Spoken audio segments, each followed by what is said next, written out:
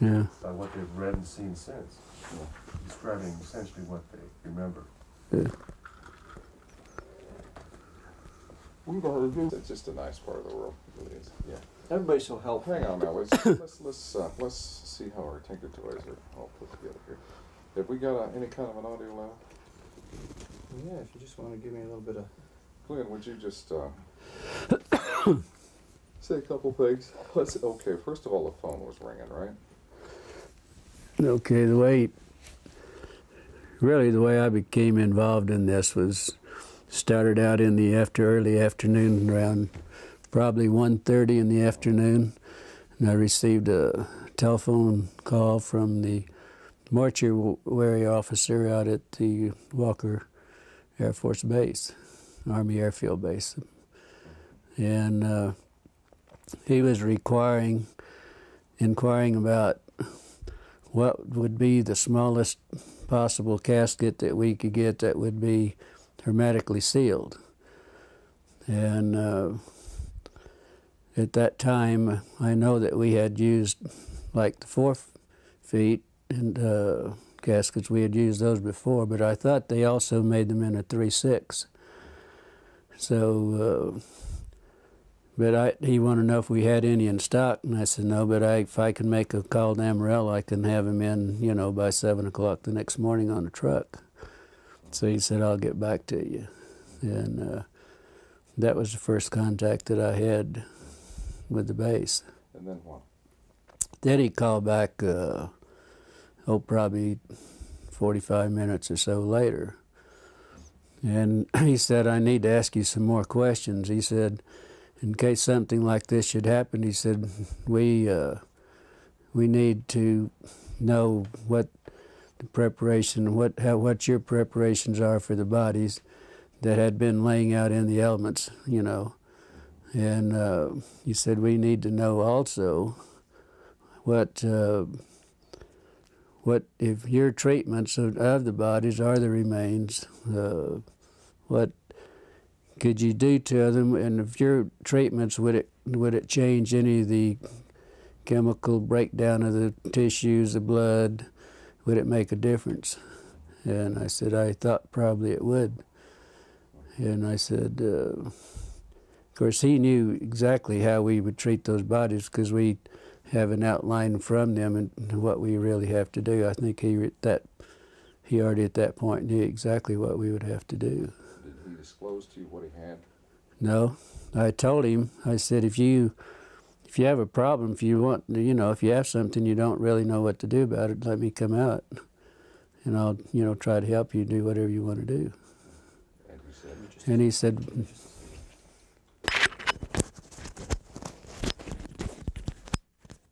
okay. And he said, no, he said, let's just back up just a minute there.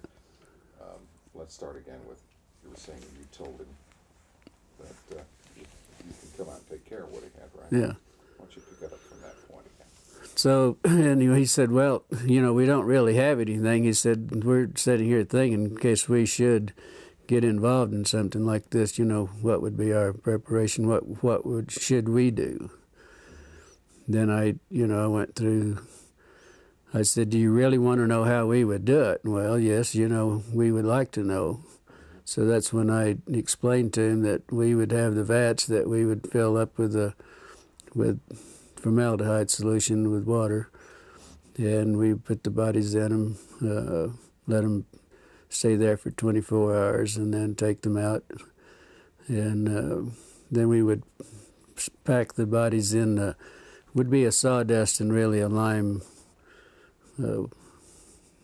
what we would pack them in, then wrap them in the plastic. That's bodies that were badly decomposed. If there was tissue, deep tissue, we would have to do it hypodermically with needles to get to the deep tissue. Then we would have to aspirate the cavities if the cavities hadn't already ruptured, and then put some cavity fluid in those. I said that's, kind of normal procedure. Now, at one point, you finally offered to take care of it for them. Well, I offered 2-3 times, yeah. Can you review what that conversation at that point? You mean when I offered to take care of them? Yeah. He said, well, we don't really, right at this time, we don't really need your assistance. But he said, in case something like this should happen, then he said we would be prepared and we would know what to do. Then we got back onto the subject of maybe not damaging any of the chemicals, compounds or anything with the bodies, or tissues, whatever, because and they wanted, how would you pick bodies up like that, and what would you do not to contaminate any of it? Didn't this begin to seem a little strange to you at that point? Well, I thought maybe what happened, they might have had a VIP or some officer and something that happened. They didn't want wanted to keep it quiet, and they probably wanted to do it themselves, and not be involved with the civilian businesses or anything. So, after these conversations, you were curious, and you went on out to the base, as I understand it. Can you review that? Well, no, I didn't go out to the base. Yeah, I was curious, but I didn't go out to the base, and probably a couple hours later, then I'd got an emergency call. There was an airman that was injured in an accident. And I took the airman to the base. He rode in the ambulance with me, and I took him out to the emergency room. And that's the way I became really involved out the base. I didn't go out just because I was curious. Give me the sequence from the time you picked up the airman and just describe to me. Well, when I got the call, I left the funeral home, and the ambulance went to the scene of the accident, picked the airman up. I did not place him on a stretcher because he had a head injury in the nose. I think his nose was fractured. So I did some minor first aid, and then he sat in the front seat with me all the way to the base. When we got to the base, then he walked into the emergency room. I didn't have to take him in. They didn't bring out a gurney or anything. He just walked in on his own. Then I never did see him after that. Then I had this friend that I wanted to talk to and see. This is a lieutenant nurse that I knew quite well, that had only been there only been commissioned and been out to sign. This was her first assignment out to the air base. And I wanted to talk to her, and so I was going down the hall, and first thing, the lieutenant that I wanted to see was coming out of one room, going across the hall to the other. And she noticed it was me. She said, "How did you get in here, and what are you doing in here?" And she said, "You better get out in a hurry." She said, "You're going to get in a lot of trouble." She said, "Would you please leave and get out of here in a hurry?" And then I turned around, and she went on into the other room. Then in about the time I turned around, there was another officer said, "Hey, wait a minute." And I said, "Looks like you had a crash." He said, "I see there's some, in the ambulances out there, I see a lot of wreckage." And I said, "Where was the crash?" And he said, "There wasn't any crash." And he said, "Just wait a minute." And then he said, "Wait a minute." And I, stood there for a minute. And he turned around, and evidently he must have waited for somebody else to come out, because there was another officer coming out. He said, "This man says there was a crash out at the base." He said he wanted to know he was inquiring about our crash. And this was when I encountered, he was a red-headed officer, and very nasty, very rough. He said, "You did not see any crash. There was not any crash." And he said, "You get the hell out of here, and you didn't see anything, and you don't talk to anybody." He said, "You're going to get in a hell of a lot of trouble." And I said, "Look, I'm a civilian. There isn't a damn thing you can do to me about it." He said, "No, but somebody might be picking your bones out of the sand." That's when he made the remark there. Then there was a black sergeant that was standing beside him, and he said, "Yeah, but he would make better dog food for our dogs." Of course, I didn't understand that, but my father happened to be an old trapper and for a hobby and everything. And I said, "My father uses guys like you for bait in these coyote traps." And then there was two MPs that joined me right on, took me outside, and each holding me by my elbows, and they escorted me out back to the ambulance and followed me all the way back to the funeral home. Now, as you were entering the hospital, you saw something in 3 trucks. Yeah, because usually where I parked, there was 3 field ambulances parked in the area where I usually park, where we back up to the ramps. So I just pulled up to the side in front of those and parked out in the front, and the airman and I got out and walked in. So when I got up, went up the steps and up the ramp, and I was walking, going into the emergency room, I noticed that the doors were open, but what was odd about it, there was an MP standing beside each one of the vehicles in the back, just standing there. And the doors were open. Naturally, I was curious, and, I just happened to look in. That's when I saw some debris that looked like parts of a plane or something that they hadn't had a crash. Because I've seen them do this a lot of times, bring in pieces in the old ambulances in. Can you describe the debris? Yeah, I noticed in 2 of the ambulances there was some debris that was probably 2.5 to 3 feet, long and probably high, that was propped up on the side of the ambulance there. They were kind of in the shape of maybe like a half a canoe. They were like the front part of a canoe. And, it looked like it might be aluminum, but it looked more like the metal looked more like stainless steel that had been heated. It was blue, kind of a bluish tint to it. But what was odd about it, it looked like around the curved part in the front of the canoe, there was some designs or something. It kind of reminded me of maybe some Egyptian signs or whatever. And it was probably about 3 inches in high, and probably the length of what the wreckage I saw, it looked like it was the length. And the same thing was in the other ambulance too. I mean, I saw practically the same thing. The pieces that were practically the same size, and the insignias looked like whatever that might be was part of the wreckage. How did your friend feel about what she saw? Well, I didn't know really until the next day. And I called out. I kept trying to get a hold of her because naturally I was curious and I wanted to know what was going on. And so I called out the next day, and then probably around 11:30, she said, "I know you've been trying to get a hold of me, but I haven't been available." And she said, "Why don't you meet me at the officers club? If you have time, meet at the officers club, and we'll have lunch. And I want to talk to you."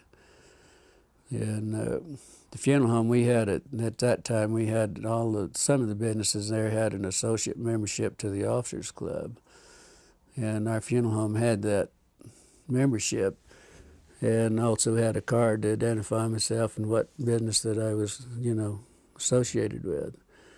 So I had no problem. One time I'd go to base, all I had to do, a lot of times if it was in the evening, I'd have to stop and sign a visitor's and get a visitor's pass and then turn it in when I left. But it was no problem going out there. So I went on out and met her. Beg your pardon? Tell me about lunch. Well, we, both ordered. I'm not sure, remember what we ordered, but it was just a light lunch. But she was so upset. She looked like she's, in shock, is what she really talked like and looked like. And she said, I said, well, I was just curious. The only reason I want to talk to you, I was curious on what happened. And she said, well, you won't believe it. And she says, I don't believe it either. But she said, I got in a lot of trouble on this thing. I'm not real sure about this. But she said, then she pulled out of a little purse or little pocketbook, whatever she had there. She gave me a little diagram that she had drawn some figures of some arms and face and so on. She told me that this is what was in those, that it was a crash. It wasn't an airplane, but they didn't know what it was at that time. These were bodies. Yeah, but she said we have 3 bodies. That there was 3 bodies. She said 2 of them were very mutilated. One looked like it might have walked out, or that it, might have lived a little while. and she explained they were like 3.5 feet to 4 feet tall. The two of the bodies were you couldn't identify much because they were practically destroyed, and it looked like maybe that they might have been a predatory animal or something might have been doing some damage on the bodies too. How did she describe their head and their hands? Well, she said the head, and then the little drawings that I had, the way she explained it and the way she drew it, that the heads were somewhat larger than a human heads. The hands were long, no thumbs. It was just the long, very delicate fingers at the end of on the underside at the tip of each fingers was a pad-like, maybe a little pad, but it looked like the skin had maybe little suction, like the little suction cups on those. On the no fingernails on the hands.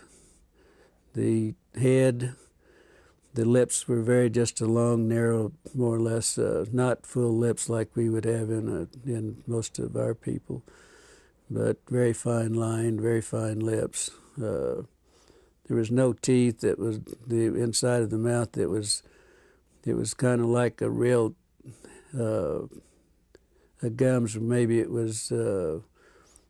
She said to explain it. It was almost as hard as if it was rawhide. Maybe at that. The ears. There was only 2 small orifices on each side of the head with looked like a couple of small lobes that might cover both of those, but there was not a protruding ear. And also that the nose, there was only 2 small orifices in the nose. There was really no nose that was convex. It was all just flush with the face. Was she emotional about all this? Very much so. Very emotional. She would have to stop and drink water every once in a while, and also she never touched a meal. All the time we were talking in an hour and a half that we were there, she never touched her meal. Any other demonstrations of emotion? Indications of how she was upset? Well, just, every once in a while she'd go like this, and wringing her hands, and she said it was the most I've never been so horrified in my life. I've never seen anything so gruesome in my life. I've never smelt anything that smelt worse in my life. And she told me that when I saw her, she was leaving the room to go to the bathroom because she was deathly ill and was going to throw up. Did she recognize any of the doctors by examining the body? She told me, she said, I asked her that question, which of the doctors, and she said, I don't know that I knew them, and that was her answer. So, but she said she walked in the room and they said, hey, we need you, you need to help us. And that was the way she became involved in it. And then she got ill. The doctors also became very ill. They would have to do a little examination, then they'd have to leave and go sit down, and then they would come back and do a little bit more. It was that bad. After your conversation with her at lunch, can you describe what happened next? How you were unable to see her again, and how you learned the... Well, yeah, we'd visited a while, and then I had to get back to the funeral home, go back to work, but then I never did see her after that. And I called out the next day to see how she was feeling, and they told me that she wasn't available. Then I wouldn't be available that day. I called the next day, and they told me that she'd been transferred. And it was rather odd because she'd only been at the base less than 3 months. That was her on commission less than 3 months, and that was her first assignment. So it was rather odd that she would be transferred out, within 3 months. So later on, you attempted it. I guess you got a letter. Then about 2 weeks, probably 2 weeks, at least 2 weeks. Could have been a little longer, but I know it was at least 2 weeks. I got a letter addressed to me at Glendennis at the Ballard Funeral Home. With she didn't sign. It didn't have any returned address or anything on it. But inside of the letter, It was just a note. She said, I don't have time to write. I will write later. This is my APO number. And that was the extent of it. So then I wrote back to her and asked her more or less how she was feeling and why the sudden transfer, and then I hoped that she wasn't in any trouble. It was just a short note. I really didn't go into a lot of detail or anything. Then probably 3 weeks or probably a month after that, then I got the letter that I had mailed to her. It was returned. It was stamped return, and also it's in red printing it said deceased, and that's the last time I ever heard anything about it. Then, then I went out to the base a few days later, and I was talking to one of the nurses, and I said, whatever happened to the lieutenant? And she said, well, the rumor is that we heard that she was killed with 5 other nurses in a training mission in a plane crash. And that was it. No indication of where? Well, it was in London, England. She said in the note that she sent me that she was in London, stationed in London. And that was it. That's the last time I ever heard. Do you believe that she's dead? No, I don't think so. After all that's happening and after, threatening me and everything, I doubt very seriously that she was. I would hope not. What would you like to say to her if she happened to see this? Well, if she happened to see it, if she feels like if she wants to talk, if she feels like I would like to hear from her, yes. See what's been going on in her life and why she wasn't able to contact me. If she, feels like it.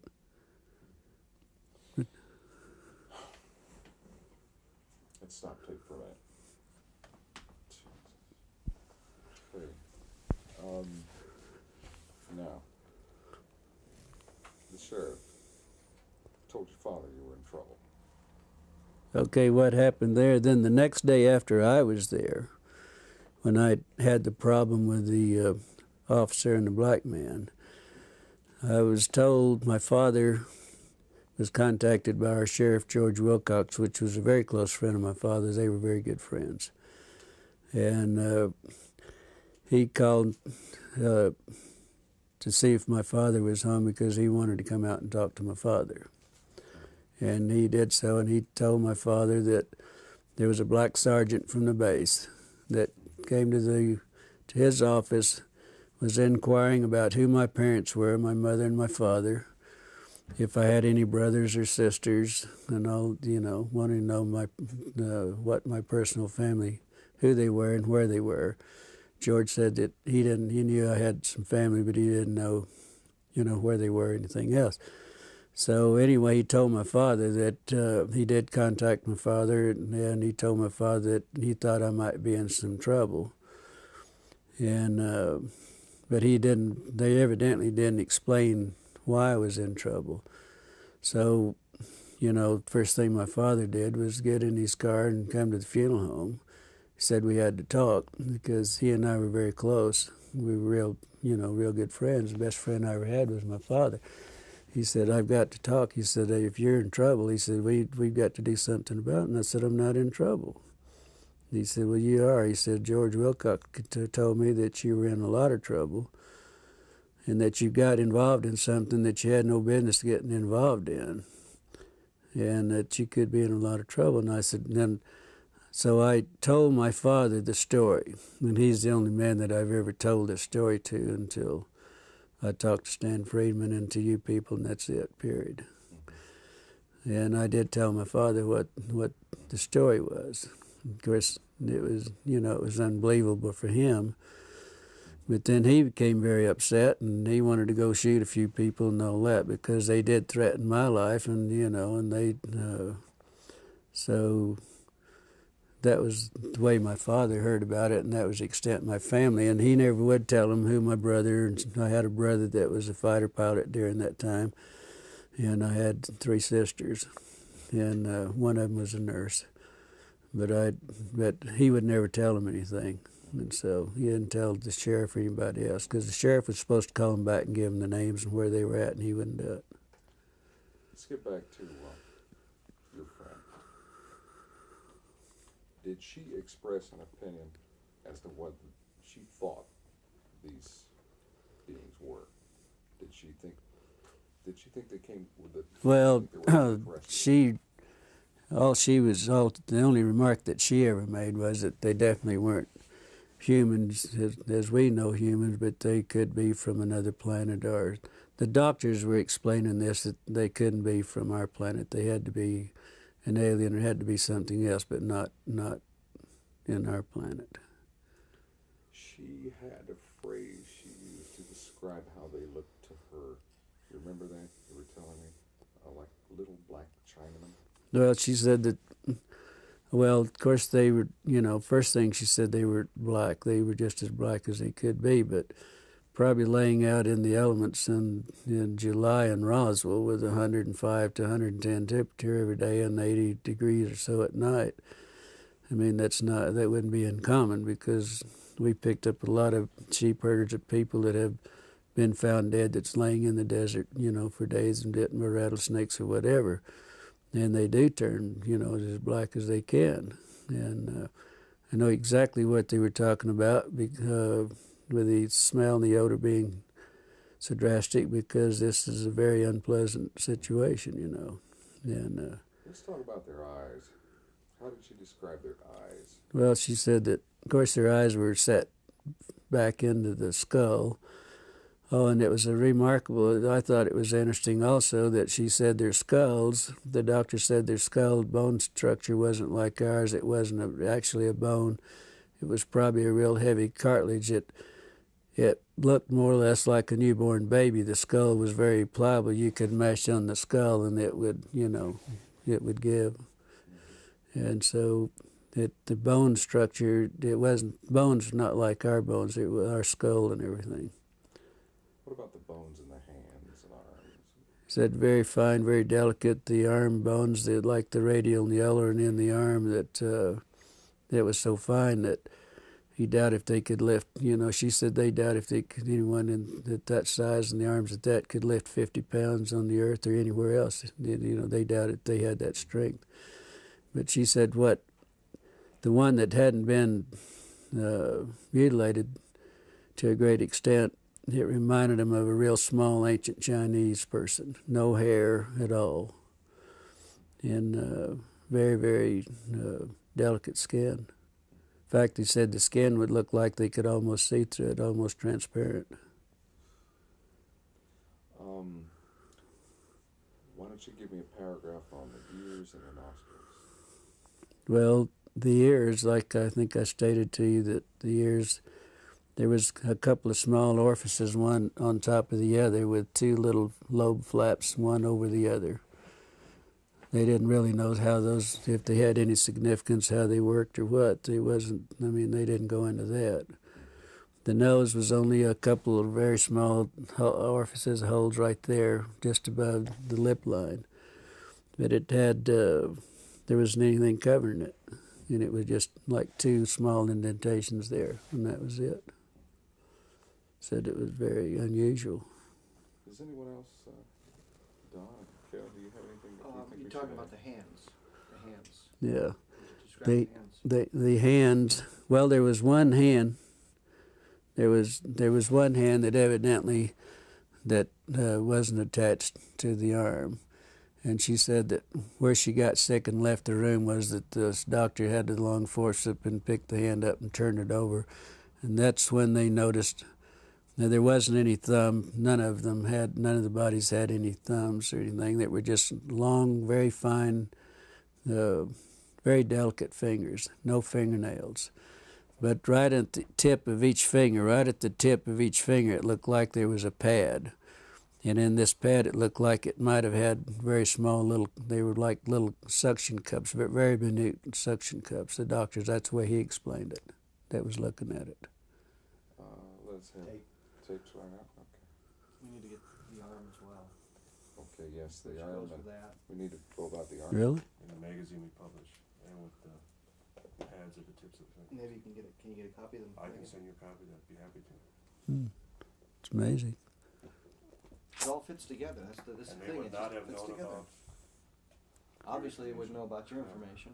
Yeah, well, see, I've never vice discussed this with anyone. My father was the only person I really ever discussed this. I didn't discuss it at the funeral home or anything else. I never discussed it with any of my family, period. I never have until I met Stan Freeman 2 years ago. It's the first time I ever discussed it. Would you have an interest in some dubs of testimony that we get from other people here? I'd be happy to. Well, I'd love to, yeah, but I'd love to. I'd like to have a tape of mine also, if you, Sure, don't, absolutely. Of course you we can know. do that.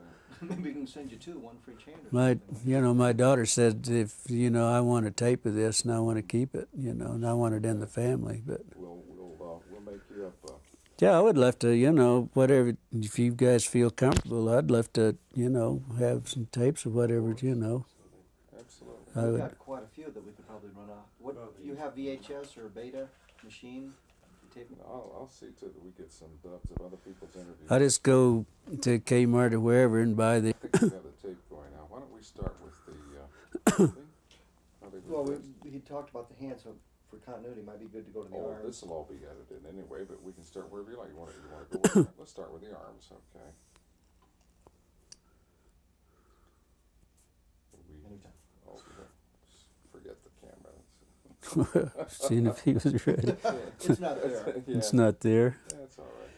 But you were asking me to describe the arms, and this was another thing that the lieutenant brought out, that it was very the difference between theirs and ours, that from the wrist to the first joint here, that it was probably 1.5 times longer than the top part up here. It was very odd looking. It was very odd, she said. And the very small arms, very small. Bone structure? Bone structure,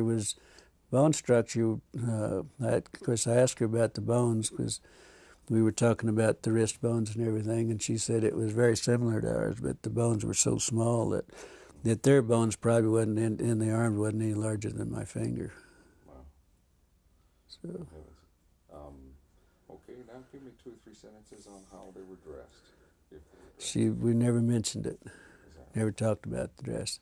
Did she say anything about sex, or was she able to determine? She said she really never, she was so sick and everything that never even entered her mind. So that was it. I guess not. No way to determine the sex of the beings then. Well, it wasn't discussed with her. It probably was, but she, like she said, I was so ill and so horrified that I don't, she said, she sat up all night and she knew I was going to be real concerned, knew I was going to be on what happened, she knew that I got in trouble, probably. And she drew that, she sat up and made little notes on the back of these little prescription pads. And that's what, she had her notes made out, and that's what we discussed, particularly what she had. I was very interested in that you had kept so many records of the incident and pertaining to everything that you knew regarding the UFO correction. And you kept them in the, there at Ballard's, and then later they disappeared. Yeah. Could you give us a Well, of that? I was really in charge of all the military contracts. I did all the bids and everything and really took care of all the contracts myself.